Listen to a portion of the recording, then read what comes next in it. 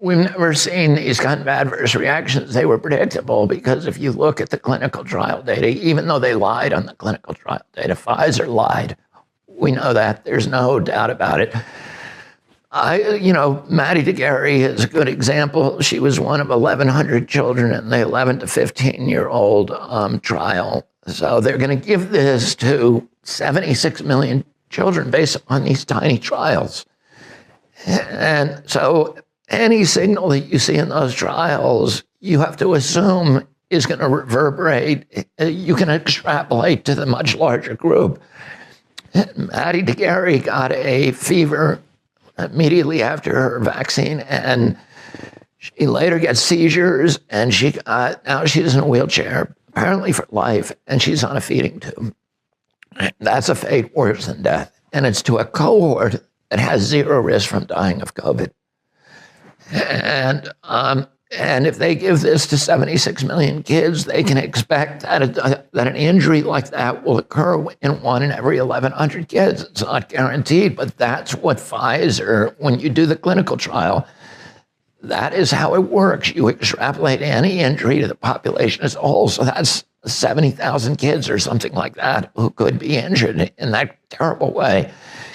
Kids who are at zero risk from COVID, plus the heart attacks we're seeing, the strokes we're seeing, the death rates from this vaccine there's been more deaths in 8 months than in all the billions of vaccines combined over the last 30 years. From this one vaccine, 17,000 recorded deaths in the United States, and we know the death rate's much, much higher than that.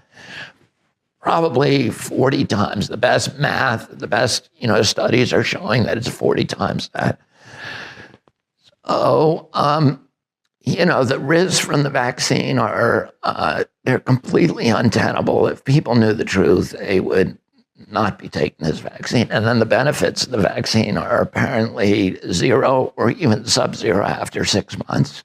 The British data is showing that the people who are vaccinated are actually more likely in many age categories to get COVID than people who are unvaccinated, which, by the way, was predicted.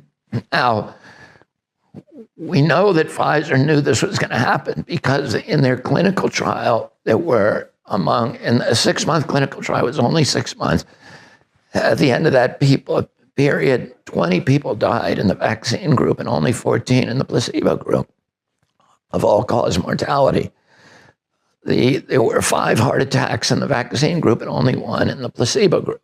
So your chance of dying of a heart attack from that vaccine, according to their own studies, is 500% greater than if you're unvaccinated. So they knew we were going to kill a lot of people. And they did it anyway.